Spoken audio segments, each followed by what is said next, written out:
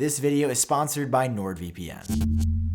Yo, what's going on, guys? Sam here. At Apple's September event today, we got the announcement finally of the Apple Watch Series 5, a brand new watch that Apple's been working on, and the iPad 7, a new 10.2-inch model that I think is objectively the best value of any tablet on the market right now. And I want to tell you guys why, give you more info on the Apple Watch Series 5, whether or not this is worth your money. So drop a like if you're looking forward to this video. It does seriously help me and the channel. You guys know the drill. And hit subscribe for more Apple videos in the future. So starting off with the Apple Watch Series 5, this is Apple's fifth-ish forte into this product line that just keeps getting bigger every single year. The upgrades this year are nowhere near the magnitude of the upgrades we saw with the Apple Watch Series 4, but there are some notable changes that I think could make the upgrade worth it, especially if you are on an older Series 2 or Series 3 watch. First and foremost, you have an always-on display. I think this is something that we've wanted since the Apple Watch was first announced, but because of the actual display technology until now,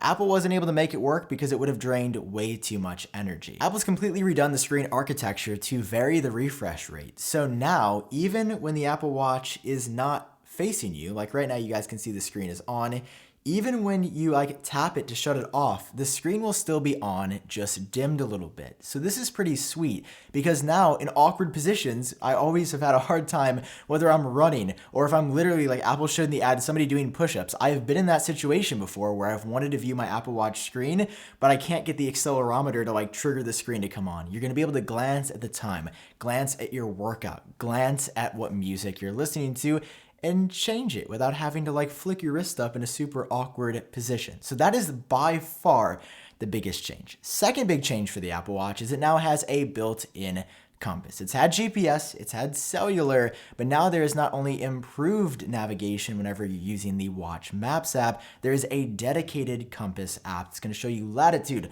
longitude, and pretty much all location-driven data in between. It's actually pretty cool. I feel like if you're somebody who hikes a lot, or I don't know if explorer is a profession, but if you do that, it could be handy. When Apple actually announced the watch at their event, I genuinely thought that those were the only two literal changes in the update because processor was not mentioned.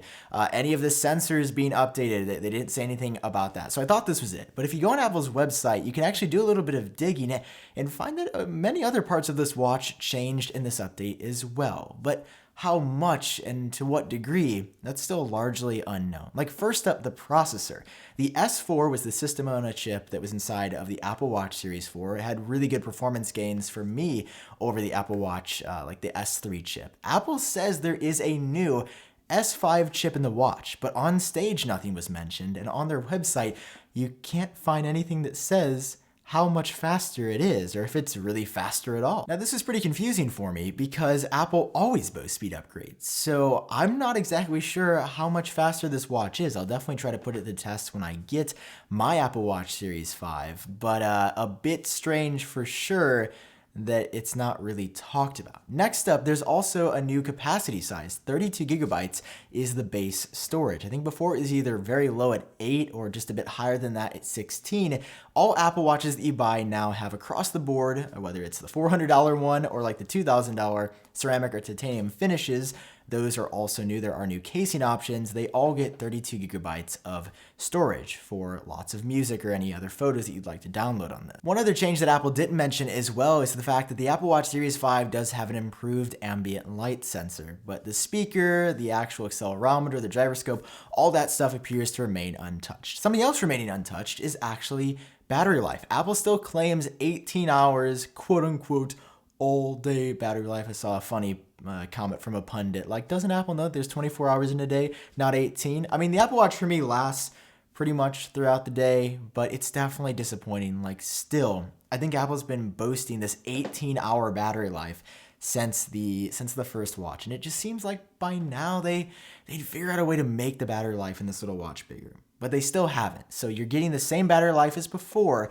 but you are getting that additional always-on display and some extra bells and whistles as well. So if you have a Series 4, I do not think this upgrade is going to be worth it for you unless, you're like me and you just want a new watch because you want an excuse to buy something. But if you have a Series 2 or a Series 3, I would definitely say the watch is worth it now. The Series 4 would have arguably been worth it for me from the Series 3 to the Series 4, but now with the always-on display and these added bells and whistles, I definitely think an upgrade from 1, 2, 3 to the 5 is worth the money. Because pricing, though, a little bit sketchy here. The cheapest Apple Watch you can buy is going to be the 40mm aluminum, and that will run you $399, which is actually pretty pricey. And then if you want to go up to like the higher end of the aluminum, so a 44mm with GPS and cellular, it's going to be $529. I mean, we're getting to near iPhone pricing. I think this is around what it was for the Series 4. I don't know if it's just hitting me now, but like $530 for your Apple Watch is a lot on top of,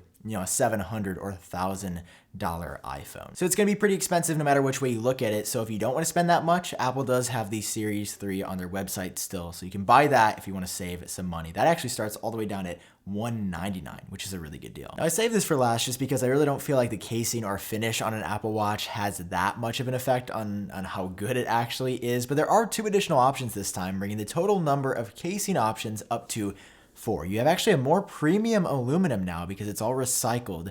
You get stainless steel that you've had for a long time, but ceramic returns now, and just like on the new Apple Card, and was heavily rumored, it was literally leaked inside of watchOS 6, one of those betas, titanium. Now, titanium looks pretty cool. I thought about getting it, and then I went to checkout and I was looking at about a $700 or $800 watch, and I was like, I don't know if I'm exactly prepared to drop that much on something that literally has no better function. It's just in a slightly different form. So you do have those new options there. What is cool though is when you go to order one of these watches, there's a brand new Apple Watch design studio letting you mix and match literally any band and Apple Watch to get exactly what you want. I know historically it was kind of problematic if you had to select one of Apple's pre-approved configurations, and maybe they didn't have something that you exactly wanted, so you get pigeonholed into getting this band that you didn't really care for, and then have to buy a separate one on top of that. Now, you can customize it with I think over thousands of different combinations and get the Apple Watch that you really want most. The Apple Watch Series 5 is actually available for pre-order right now, and then it delivers on September 20th, which is the exact same day that the new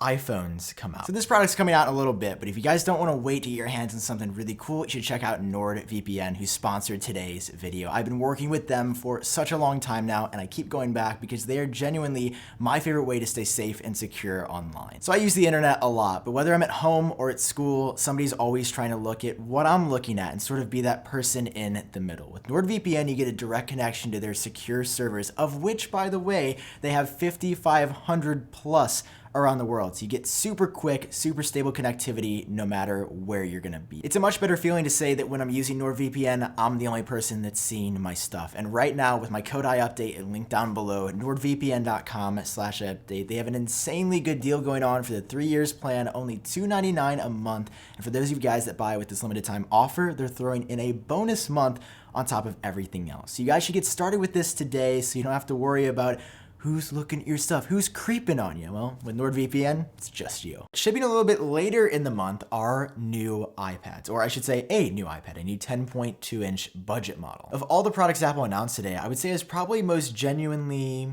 pleasantly impressed by this one, just because I wasn't expecting an iPad for this cheap to be this good. There's a new 10.2-inch display. There's a smart connector, so you have support for a smart keyboard now, and whatever other accessories work with that smart connector. You've got Apple Pencil first generation support, and you're getting all of this with an A10 Fusion chip, 10-hour battery life for $329.